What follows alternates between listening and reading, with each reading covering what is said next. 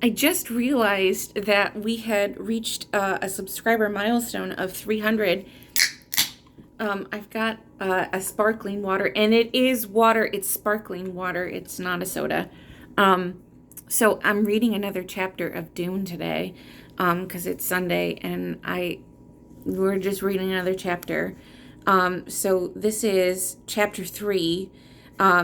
So we've got, thus spoke Saint Alia of the Knife. The Reverend Mother must combine the seductive wiles of the courtesan of the untouchable majesty of the Virgin Goddess, holding these attributes in tension so long as the powers of her youth endure. For when youth and beauty have gone, she will find herself that place between, once occupied by tension, has become a wellspring of cunning and resourcefulness. From Muad'Dib, family contemporaries by the Prince Irulan. Let me take a drink. Well, Jessica, what have you to say for yourself? Asked the Reverend Mother. It was near sunset at the Castle Caladan on the day of Paul's ordeal. The two women were alone in Jessica's morning room while Paul waited in the adjoining soundproof meditation chamber. Jessica faced the south windows. She saw and yet did not see the evening banked colors across the meadow and river. She heard and yet did not hear the Reverend Mother's question. There had been another ordeal once, so many years ago. A skinny girl with hair of color of bronze, her body tortured by the winds of puberty, had entered the study of the Reverend Mother, Gaius Helen Mohim, Proctor Mother Superior of the Bene Gesserit School of the Wallach 9. Jessica looked down at her right hand, flexed her fingers, remembered the pain, the terror, and the anger. Poor Paul, she whispered. I asked you a question, Jessica. The old woman's voice was snappish, demanding. What? Oh. Jessica tore her attention away from the past, faced the Reverend Mother, who sat with her back to the stone wall against the two west windows. What do you want me to say? What do I want you to say? What do I want you to say? The voice carried the tone of cruel mimicry. So I had a son, Jessica flared, and she knew she was being goaded into this anger deliberately. You were told to bear only daughters to the Atreides. It meant so much to him, Jessica pleaded. And you in your pride thought you could produce the Keswick's Haderach. Jessica lifted her chin. I sensed the possibility. You thought only of your duke's desire for a son, the old woman snapped, and his desires don't figure into this. An Atreides' daughter could have wed to a Harkonnen heir and sealed the breach. You hopelessly complicated matters. We may lose bloodlines now. You're not infallible, Jessica said. She braved the steady stare from the old eyes. Presently, the old woman muttered, What's done is done. I vowed I'd never regret my decision, Jessica said. How noble, the Reverend Mother sneered. No regrets. We shall see when you are fugitive with a price on your head and every man's hand turned against you seek your life and the life of your son. Jessica paled. Is there no alternative? Alternative? A Bene Gesserit should ask that. I ask only what you see in the future with your superior abilities. I see in the future what I've seen in the past. You know the pattern of our affairs, Jessica. The race knows its own mortality and fears stagnation of its heredity. It's in the bloodstream, the urge to mingle genetic strains without plan. The Imperium, the Chom Company, all of the great houses are but bits of flotsam in the path of the flood. Chom, Jessica muttered. I suppose it's already decided they'll redivide the spoils of Arrakis.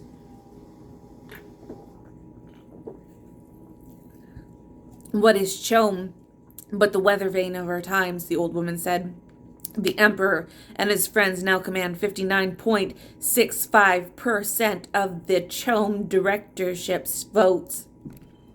Certainly the smell profits, and likely as others smell those same profits with his voting strength will increase. This is the pattern of history, girl.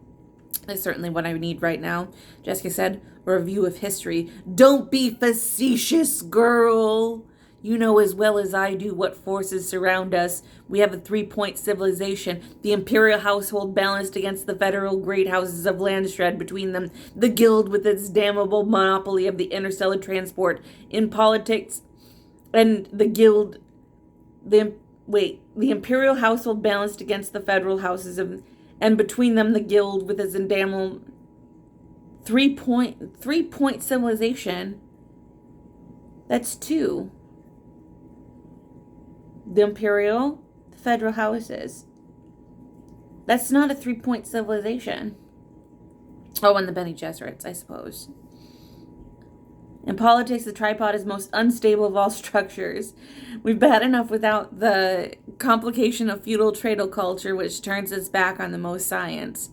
Jessica spoke bitterly. Chips in the path of the flood, and the chip here with Duke Leto and one of his sons, and this one's, oh, shut up, girl. You've entered this with full knowledge of the delicate edge you walk.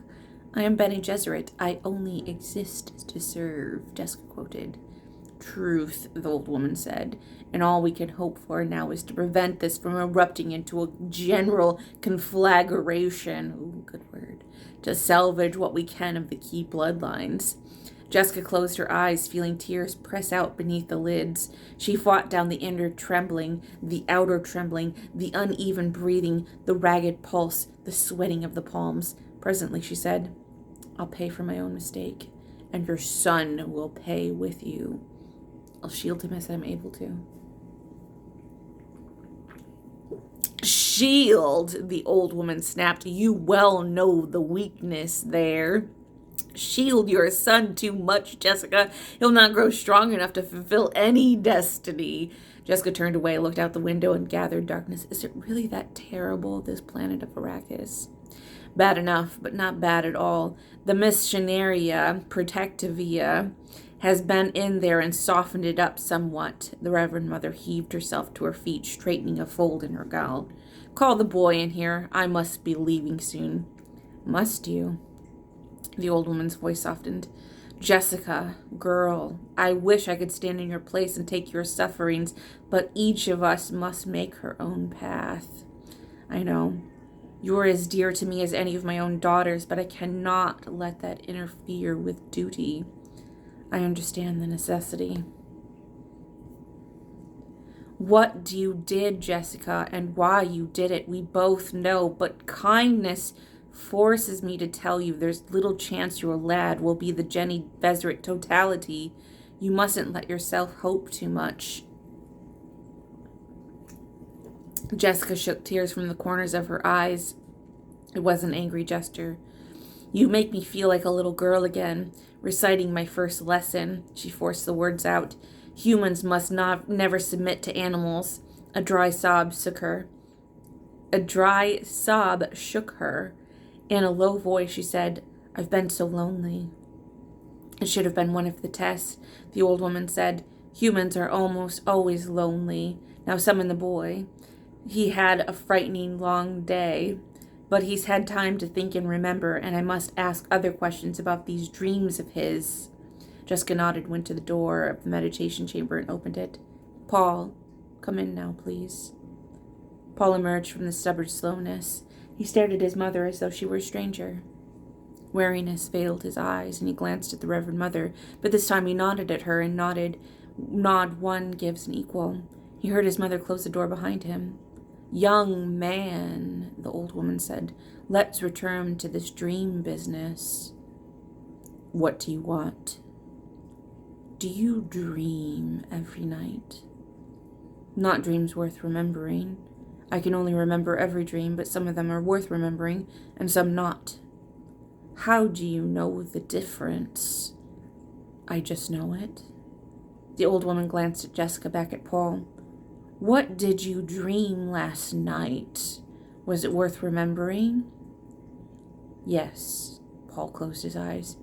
I dreamed a cavern and water and a girl there, very skinny with big eyes. Her eyes are all blue, no whites in them. I talk to her and tell her about you, about seeing the Reverend Mother on Caladan. Paul opened his eyes. And the thing you tell this strange girl about seeing me, did it happen today? Paul thought about this and then, yes, I tell the girl you came and put a stamp of strangeness on me. Stamp of strangeness, the old woman breathed, and again she shot the glance at Jessica, returned her attention to Paul. Tell me truly now, Paul, do you often have dreams of things that happened after exactly as you dreamed them? Yes, I've dreamed about the girl before. You know her? I will know her. Tell me about her. Again, Paul closed his eyes. We're in a little place in some rocks where it's sheltered. It's almost night, but it's hot, and I see patches of sand out in the opening of rocks. We're waiting for something, for me to go meet some people. And she's frightened, but telling me to hide it from me. And I'm excited. She says, tell me about the waters of your home world, Uso. Paul opened his eyes. And isn't that strange? My home world's Caladan. I've never even heard of a planet called Uso. Is there more to this dream? Jessica prompted. Yes, but maybe she was calling me Uso. Paul said, I've just thought of that. Again he closed his eyes. She asked me to tell her about the waters, and I take her hand, and I say I'll tell her a poem. And I tell her a poem, and I have to explain some of the words, like beach and surf and seaweed and seagulls. What poem? The Reverend Mother asked. Paul opened his eyes. It's just one of Gurney Halleck's tone poems for sad times. Behind Paul, Jessica began to recite. I remember salt smoke from beach fire and shadows under pines, clean, solid, clean, fixed, seagulls perched at the tip of land, white upon green, and a wind comes through the pines to sway the shadows, and seagulls spread their wings, lift, and fill the sky with screeches, and I hear the wind blowing across our beach, and the surf, and I see that our fire has scorched the seaweed. That's the one, Paul said. The old woman stared at Paul, and then, Young man, as a proctor of the Bene Gesserit, I seek the Caswich Haderach, the male who truly can become one of us. Your mother sees the possibility in you, but she sees with eyes of a mother. Possibility I see too, but no more. She fell silent, and Paul said that she wanted him to speak. He waited her out. Presently, she said, As you will, then. You've depths in you, and I'll grant. May I go now? Don't you want to hear what the Reverend Mother can tell you about the Caswich Haderach? Jessica asked. She said that those who tried for it died. But I can help you with those few hints why they failed, the Reverend Mother said. She talks of hints, Paul thought.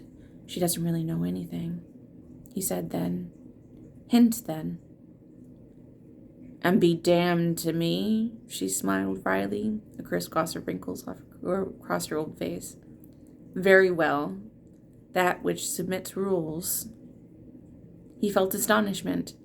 She was talking about such elementary things as tension within meaning. Did she think his mother hadn't taught him nothing at all? That's a hint, he asked. We're not here to bandy words or quibble over their meetings, said the old woman.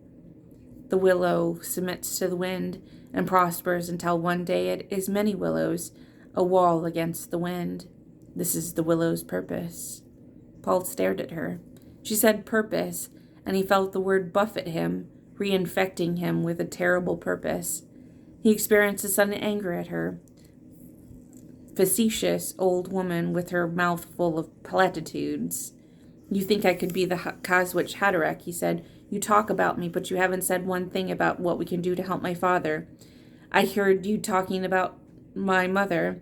You talk as though my father were dead. Well, he isn't. If there were one thing to be done for him, we'd have done it, the old woman growled. We may be able to salvage you, doubtful, but possible, but for your father, nothing. What you've learned to accept that as fact, you've learned a real Bene Gesserit lesson. Let's take some water.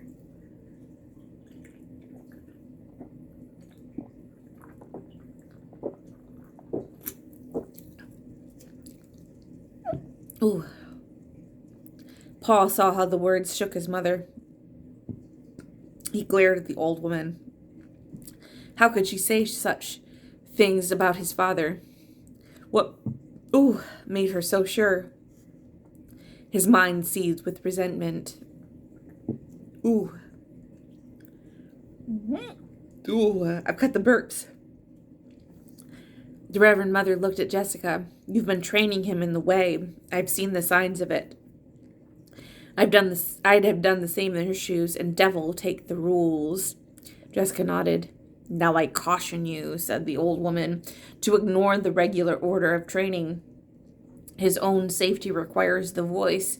He already has a good start in it, but we both know how much more he needs. And that desperately. She stepped close to Paul, stared down at him. Goodbye, young human. I hope you make it. But if you don't, well, we shall yet succeed. Once more she looked at Jessica. A flicker sign of understanding passed between them, and then the old woman swept from the room, her robes hissing. Yet another backwards glance. The room and its occupants were already shut from her thoughts. But Jessica had caught a glimpse of the Reverend Mother's face as she turned away. There had been tears on the same cheeks. The tears were more unnerving than any other word or sign that had passed between them this day. End of chapter. This is a slow chapter. Or this is a quick chapter. So,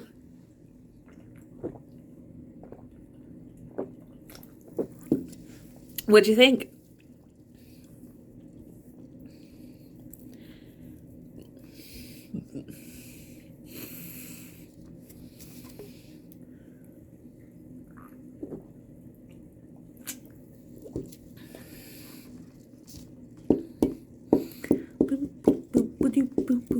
Hang on, I gotta use the bathroom.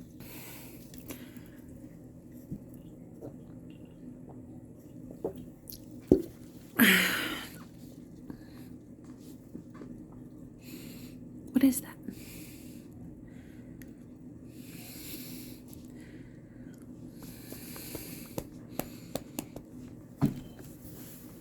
Take this off. It's just a lazy Sunday. That was a quick chapter. I'd read the next chapter, but that's like 25 minutes long. So I guess I'll just have to save that for another day. My lipstick is so extreme right now.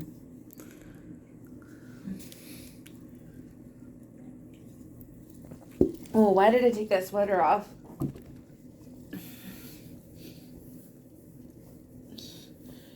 Oh. I was nice, comfy, cozy with it on.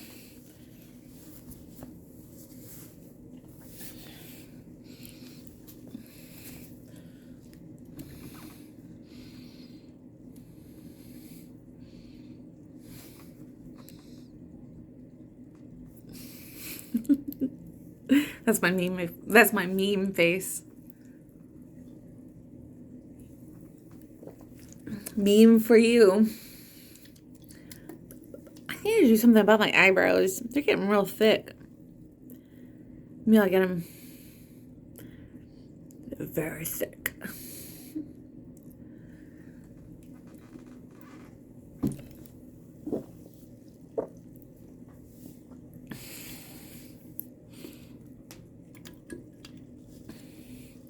Okay, here we go.